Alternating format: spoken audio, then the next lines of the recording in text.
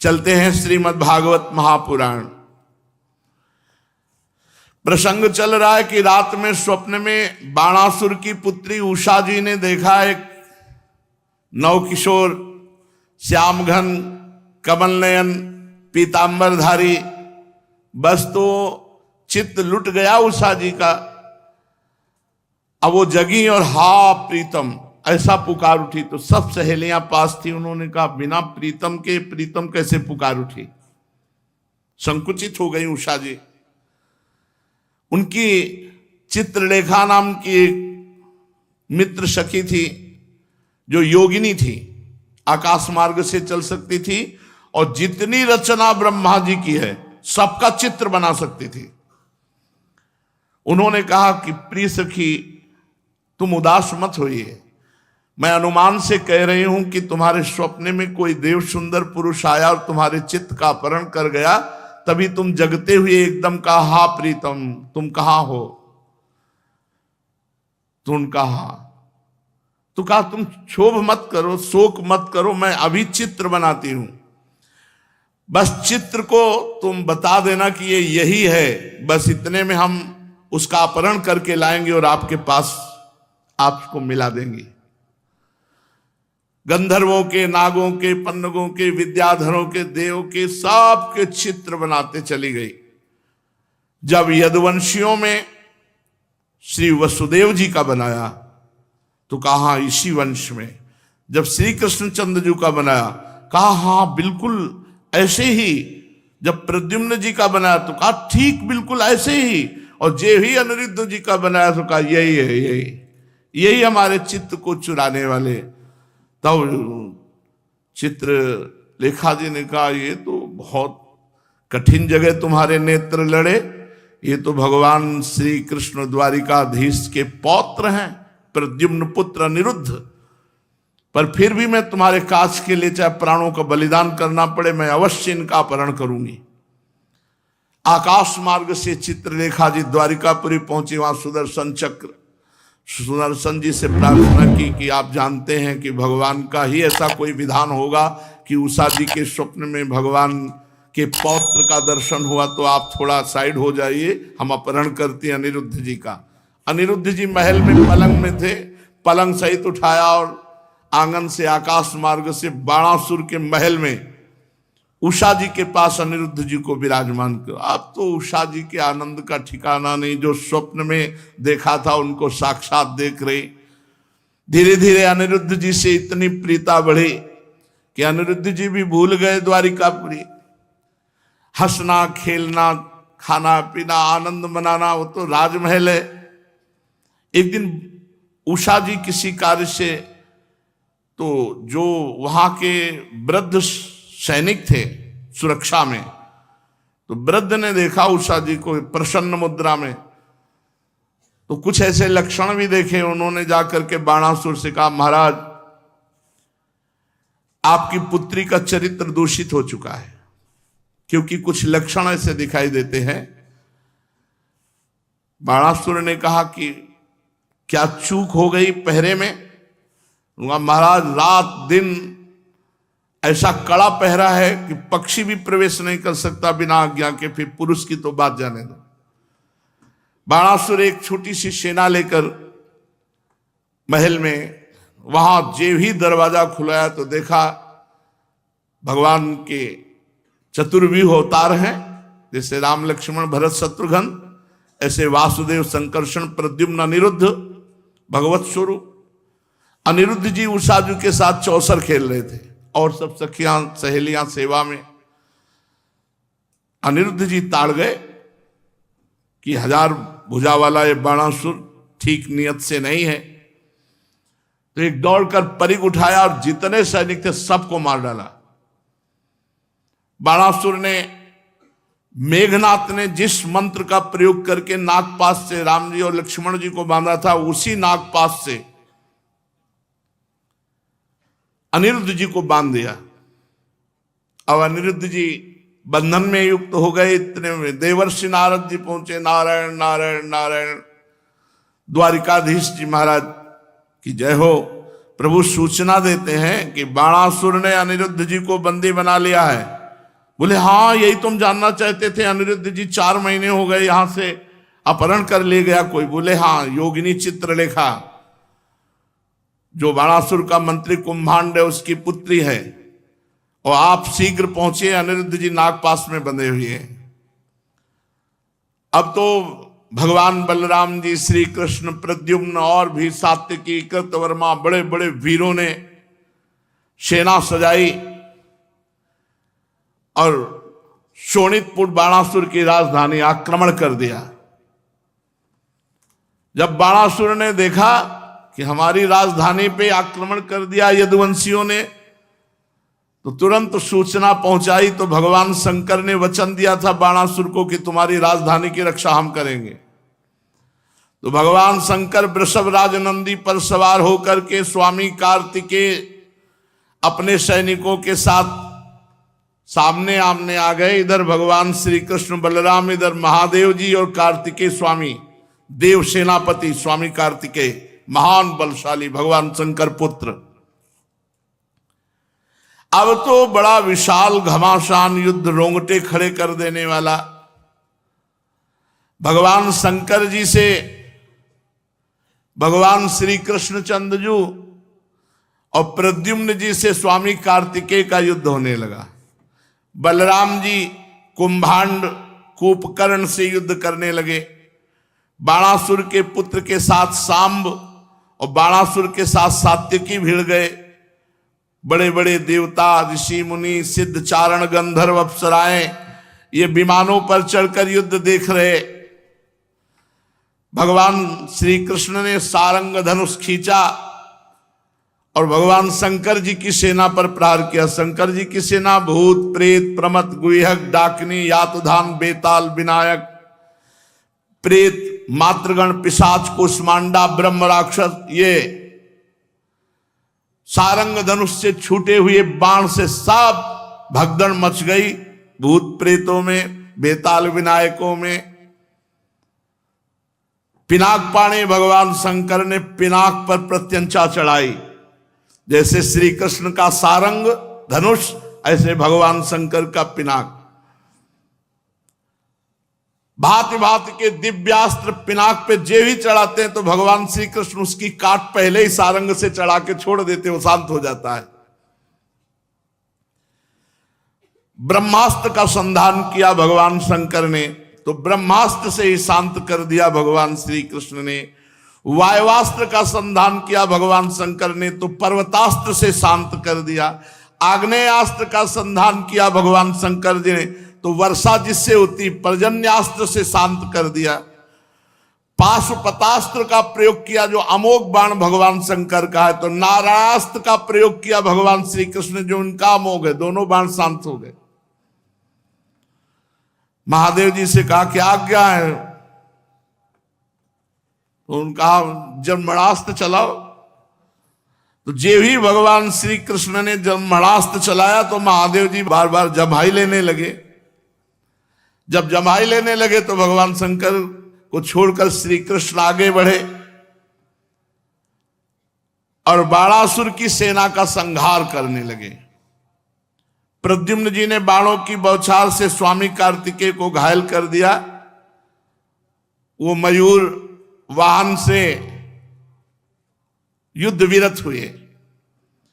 बलराम जी ने हल से पकड़ना, मूसल से मारना, तो कुंभाग और कूपकर्ण आदि इन सबको रणभूमि में मार गिराया मूसलों की मार से। अब ऐसा बलराम जी का मूसल चले कि बड़े बड़े गजरा, तितर बितर सब हो गए। बाणासुर ने देखा हमारी सेना तहस नहस हो गई और हमारे गुरुदेव भगवान शंकर तो जमाई लेने में ही लग गए, कार्तिक जी का मोर उड़ गया, युद्ध विरत हो गए। अब उसने 1000 भुजा, 500 धनुष, लाखों बाण संधान एक साथ क्रोधित होकर बाणासुर युद्ध करने लगा। भगवान श्री कृष्ण ने एक बाण से सब धनुष की प्रत्यंचाएं काट दी, सारे बाण काट दिए। अब भगवान श्री कृष्ण ने पांचजन्य शंख की ध्वनि की और सारथी घोड़े सब बाणासुर के नष्ट कर दिए। अब बाणासुर को मारने ही वाले थे कि कोटरा नाम की एक देवी बाणासुर की धर्म माता थी। उसने बाणासुर की रक्षा के लिए अपने वस्त्र उतार दिए। भगवान श्री कृष्ण ने तुरंत नेत्र मोड़ लिए, क्योंकि अपनी अर्धांगिनी के सिवा किसी भी स्त्री को नग्न देखने से तत्काल सारे पुण्य नष्ट हो जाते हैं। इसीलिए पर स्त्री गमन भारी निषेध है। तो जे ही वो सामने खड़ी हुई तो सब धर्म के रहस्य को जानने वाले थे, तुरंत आंखें फेर ली। भगवान श्री कृष्ण ने कि कहीं उस पर दृष्टि न पड़ जाए, मुंह फेर लिया और दूसरी ओर देखने लगे। तब तक बाणासुर धनुष कट जाने और रथहीन हो जाने के कारण नगर में चला गया। इधर जब भगवान शंकर के भूतगण इधर उधर भाग गए तो उनका छोड़ा हुआ 3 सिर और 3 पैर वाला ज्वर 10 दिशाओं को जलाता हुआ भगवान श्री कृष्ण की ओर दौड़ा। भगवान श्री कृष्ण ने उसे अपनी ओर आते देख करके उसका मुकाबला करने के लिए वैष्णव ज्वर छोड़ा। अब वैष्णव ज्वर और माहेश्वर ज्वर में आपस में युद्ध होने लगा। अंत में वैष्णव ज्वर के तेज से माहेश्वर ज्वर पीड़ित होकर चिल्लाने लगा और अत्यंत भयभीत हो गया। जब कहीं त्राण नहीं पाया तो नम्रता से हाथ जोड़कर भगवान श्री कृष्ण की शरण में गया और प्रार्थना करने लगा, नमामि त्वानंत शक्तिं परेशं सर्वात्मानं केवलं ज्ञप्ति मात्रं विश्वोत्पत्ति स्थान संरोध हेतुं यत्तद् ब्रह्म ब्रह्मलिंगम प्रशांतम। प्रभु हे श्री कृष्ण, आपकी शक्ति अनंत है। आप ब्रह्मादीश्वरों के भी परम महेश्वर हैं। आप सबके आत्मा और सर्वस्वरूप हैं। आप अद्वितीय केवल ज्ञान स्वरूप हैं। संसार की उत्पत्ति, स्थिति और संहार इसके कारण आप ही हैं। प्रभु, आपके शांत, उग्र और अत्यंत भयानक दुस्सा तेज ज्वर से मैं अत्यंत संतप्त हो रहा हूं। भगवान, देहधारी जीवों को तभी तक ताप संताप रहता जब तक वे आशा के फंदों में फंसे रहने के कारण आपके चरण कमलों की शरण नहीं ग्रहण करते। प्रभु, मैंने आपकी शरण ग्रहण की, अब मुझे आपका वैष्णव ज्वर ताप न दे। तब भगवान श्री कृष्ण ने कहा, त्रिशरा माहेश्वर ज्वर से मैं तुम पर प्रसन्न हूं। अब तुम वैष्णव ज्वर से निर्भय हो जाओ। संसार में जो कोई हम दोनों का संवाद स्मरण करेगा उसे तुमसे कोई भय नहीं रह जाएगा। भगवान श्री कृष्ण के इस प्रकार कहने पर माहेश्वर ज्वर उन्हें प्रणाम करके चला गया। तब तक बाणासुर रथ पर सवार होकर भगवान श्री कृष्ण से युद्ध करने के लिए फिर आ गया। बाणासुर ने अपने 1000 हाथों में तरह तरह के हथियार ले रखे थे। अब अत्यंत क्रोध में भरकर चक्रपाणी भगवान श्री कृष्ण पर बाणों की वर्षा करने लगा। भगवान श्री कृष्ण ने देखा कि बाणासुर ऐसे नहीं मानेगा, तो सुदर्शन चक्र का स्मरण किया। स्मरण करते सुदर्शन चक्र हाथ में आ गए और आदेश किया, जाओ इसके अस्त्र शस्त्र और भुजाएं भी काट डालो। बस इतना ही आदेश। जितना आदेश होता है उतना सुदर्शन जी करते हैं। अस्त्र शस्त्र काट दिया और भुजाएं काट। जब चक्रधारी भगवान का चक्र, तो भगवान शंकर आ गए और कहा, त्वं ही ब्रह्म परम ज्योतिर गूढ़म ब्रह्मणि वाङ्मये यम पश्यन्त्यमलात्मान आकाशमिव केवलम। प्रभु, वेद मंत्रों में तात्पर्य रूप से छिपे हुए परम ज्योतिष स्वरूप पर ब्रह्म आप हैं।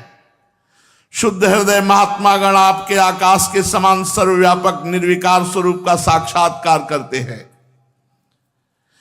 हे समस्त भुवनों के पालक, आप सजाति विजाति स्वगत भेद से रहित एक अद्वितीय आदि पुरुष है। प्रभु, जैसे सूर्य अपनी छाया बादलों से ही ढक जाता है और उन बादलों तथा विभिन्न रूपों को प्रकाशित करता है, उसी प्रकार आप स्वयं प्रकाश हैं, परंतु गुणों के द्वारा मानो ढक से जाते हैं। इसीलिए कोई जल्दी देहाभिमानी आपको जान नहीं पाता। प्रभु वास्तव में आप अनंत हैं। आपकी माया से मोहित होकर के लोग स्त्री पुत्र देह गेह में आसक्त हो जाते हैं, फिर दुख के अपार सागर में डूबने उतराने लगते हैं। संसार के मानवों को ये मनुष्य शरीर इसलिए आप कृपा करके देते हैं, इस मानव शरीर को पाकर इंद्रियों को वश में किया जाए और आपके चरण कमलों का आश्रय लेकर भजन किया जाए। जो मनुष्य शरीर प्राप्त करके आपका भजन नहीं करते, वो अपने आप को धोखे में डाल रहे हैं, अपने आप को धोखा दे रहे हैं।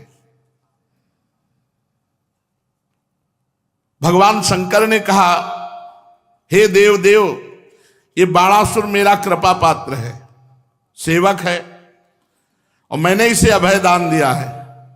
तो प्रभु, जिस प्रकार इसके परदादा प्रहलाद जी पर आपका कृपा प्रसाद, वैसे इस पर भी कृपा प्रसाद होना चाहिए। भगवान ने सुदर्शन जी को रोक दिया, तब तक 4 भुजाएं बची थी। 1000 भुजाओं में 4 भुजाएं बची थी, सब काट दिए थे सुदर्शन जी ने। भगवान श्री कृष्ण ने कहा, महादेव जी, प्रभु, मैंने वही किया जो आप चाहते थे। आप जैसा चाहते थे वैसे ही मैंने कर दिया है, अपनी तरफ से कुछ नहीं किया। आपका सेवक है, आप जितना चाहते, 4 भुजाएं हैं इसके, अब मैं इसे निर्भय कर देता हूं। मैं जानता हूं कि बाणासुर दैत्यराज बलि का पुत्र है, इसलिए इसका वध तो कर ही नहीं सकता, क्योंकि मैंने प्रहलाद जी को वर दिया था कि तुम्हारे वंश में पैदा होने वाले किसी दैत्य का आज के बाद कभी वध नहीं करूंगा। इसका घमंड चूर करने के लिए मैंने इसकी भुजाएं काट दी। इसकी बहुत बड़ी सेना पृथ्वी के लिए भार हो रही थी, इसलिए मैंने उसका संहार कर दिया। अब इसकी 4 भुजाएं बच रही है, अजर अमर बनी रहेंगी। ये बाणासुर आपके पार्षदों में मुख्य होगा। अब इसको किसी से किसी प्रकार भय नहीं होगा। जब बाणासुर ने यह सुना कि मैं निर्भय कर दिया गया हूं, तब आया और भगवान श्री कृष्ण के चरणों में माथा टेका और कहा, प्रभु, अब आप चिंता न करें। और महल में जाकर अनिरुद्ध जी को नागपाश से मुक्त किया, अपनी पुत्री उषा को लाया और भगवान के हाथ में, ये प्रभु, आपका ये पौत्र और ये मेरी पुत्री, आप स्वीकार करें। महादेव जी ने भी सम्मति की। वस्त्रालंकार से विभूषित उषा और अनिरुद्ध जी एक अक्षोणी सेना के साथ द्वारिका के लिए प्रस्थान किया। द्वारिका सजाई गई, अनिरुद्ध जी और उषा जी का ब्याह हुआ। जो अनिरुद्ध जी उषा जी के मिलन को, भगवान शंकर और श्री कृष्णचंद्र जी के युद्ध को, इस गाथा को प्रातः काल सुनेगा तो वो किसी भी मार्ग में पराजित नहीं होगा, वो विजय को प्राप्त होगा और उसके पाप नष्ट हो जाएंगे। प्रिय परीक्षित, एक दिन सांब प्रद्युम्न चारुभान गद यदुवंशी राजकुमार द्वारिका के उपवन में घूमने के लिए गए। वहां बहुत देर तक खेल खेलते हुए उन्हें प्यास लगी।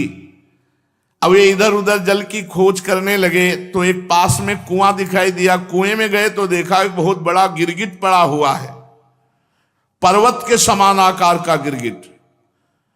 उसे देखकर उनके आश्चर्य की सीमा न रही, उनका हृदय करुणा से भराया और वे उसे बाहर निकालने का प्रयत्न करने लगे। जब वे राजकुमार उस गिरे हुए गिरगिट को सूत की रस्सियों से बांधकर, चमड़े की रस्सियों से बांधकर नहीं निकाल पाए तो भगवान श्री कृष्ण के पास जाकर निवेदन किया।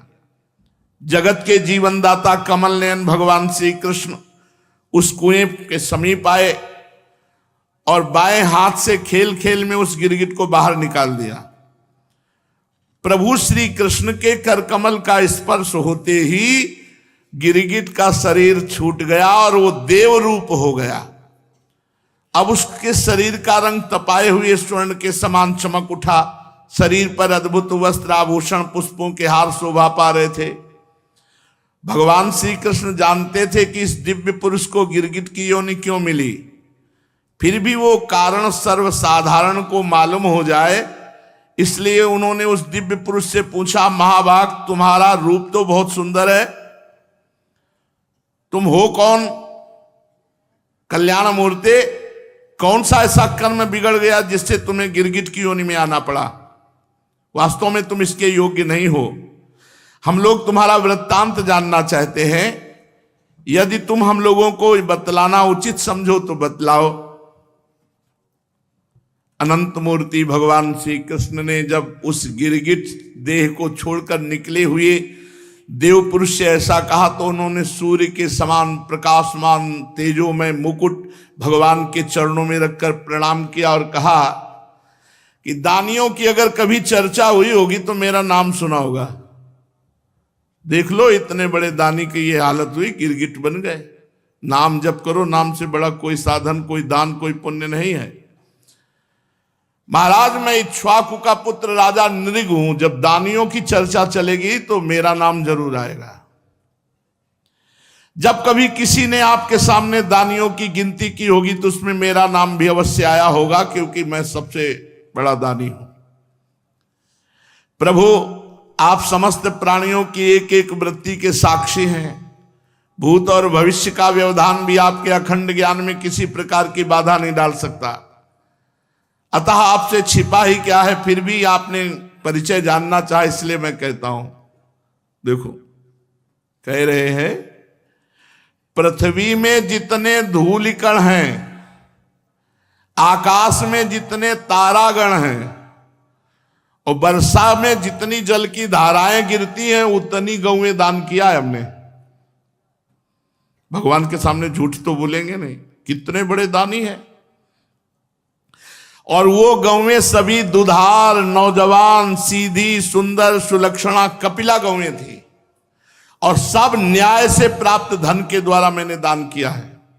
सबके साथ बछड़े थे, सींगों में सोना मढ़ा दिया था, खुरों में चांदी, वस्त्रहार और गहनों से सजा धजाकर इतनी गौएं मैंने दान की जितनी पृथ्वी के धूलिकण, वर्षा की धाराएं, आकाश में तारे, इतनी गौएं, मतलब अथाह। भगवान, और भी मैंने युवावस्था से संपन्न श्रेष्ठ ब्राह्मण कुमारों को, जो सद्गुणी, शील संपन्न, कष्ट में पड़ी हुई कुटुंब वाले, दंभ रहित, तपस्वी, वेद पाठी, इन सबको मैंने गौएं दान की, मकान दान किया, कन्या दान किया, बहुत कुछ। इस प्रकार मैंने बहुत सी गौएं, पृथ्वी, सोना, घर, घोड़े, हाथी, दासियां, कन्याएं, तिलों के पर्वत, चांदी, सैया, वस्त्र, रत्न, गृह सामग्री, रथ आदि दान किए। अनेकों यज्ञ किए, बहुत से कुएं, बावली आदि बनवाए। सुन लीजिए ध्यान से, इन सब का मान मर्दन करके गिरगिट की योनि मिली एक अपराध बनने पर। और नाम जप करने वाला साधक है, 1000 अपराध बन जाए तो भी ऐसी दुर्गति नहीं होगी। उसे अगर कहीं जन्म लेना पड़ा तो श्रीवान कुलवान के यहां जन्म होगा और बहुत जल्दी वो भगवत प्राप्त हो जाएगा। नाम बहुत अमोघ है, इसलिए नाम को मत छोड़िए। आगे वो बताएंगे कि मेरे से क्या भूल हो गई जिसके कारण उनको गिरगिट की योनि मिली। शेष चर्चा आगे। श्री राधा वल्लभ लाल की।